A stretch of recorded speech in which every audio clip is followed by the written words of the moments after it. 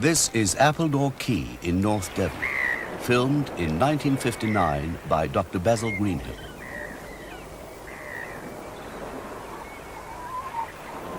And this is the Kathleen and May, in her last years as a working vessel. As far as we know, there is no other film of a British wooden-built merchant schooner working her passage. So this is a unique chance to see her on a voyage, with a cargo of cattle feed, a typical cargo for her. She'd been in the Jewell family since 1932, and you can see that Tommy Jewell, her master at this time, used to keep her in good trim. Originally, she'd been a Welsh vessel, the Lizzie May of Connors Quay in North Wales. Here she is sliding into the River Dee in April 1900 from Ferguson and Baird's shipyard. A great event for all the locals. Captain John Coppack owned the largest share of her. And this is Elizabeth Ellen Coppack, one of his two daughters, who gave the ship her original name.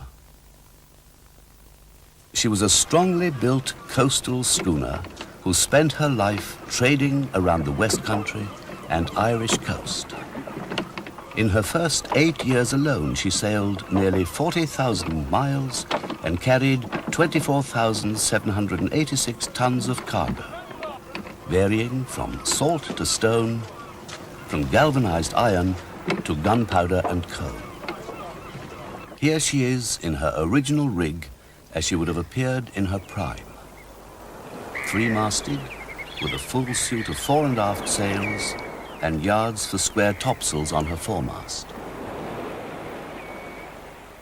But by 1959, with a few groundings, collisions and other knocks over the years, Kathleen and May, as she had been called since 1908, was somewhat altered in order to compete with fully powered motor coasters, although she still continued in the same trades.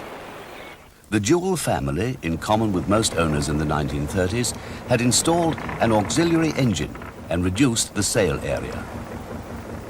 As you can tell, she's operated very much now as a motor vessel with auxiliary sails. At the moment, these sails aren't doing much except to strain and chafe in the choppy sea.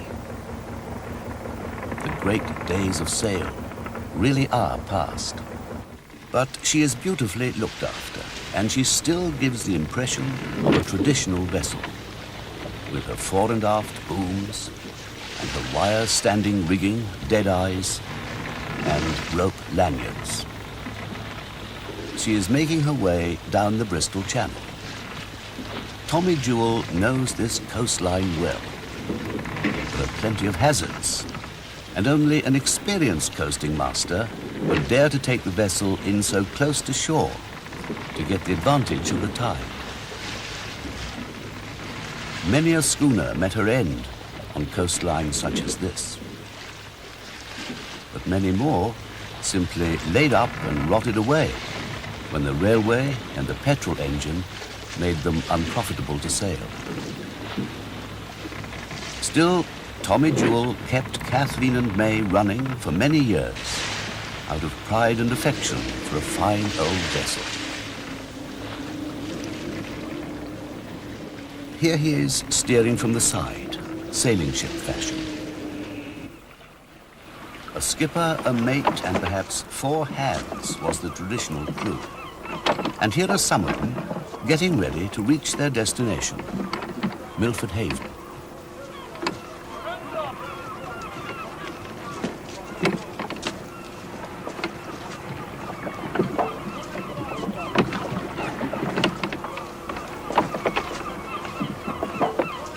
There goes the boat. A little bit more cable needed.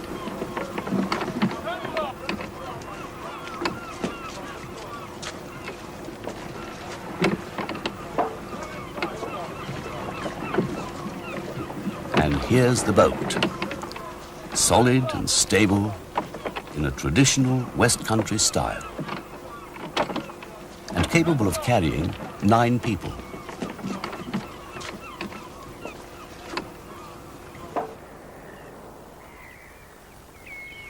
As we head for the shore, we can see Kathleen and May with her pole masts and reduced rig.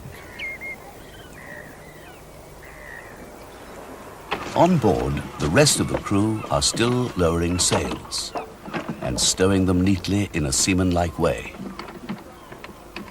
An everyday job on an everyday trading vessel. Once upon a time, that is. Now owned by the Maritime Trust, she's a reminder of a world that has long since vanished.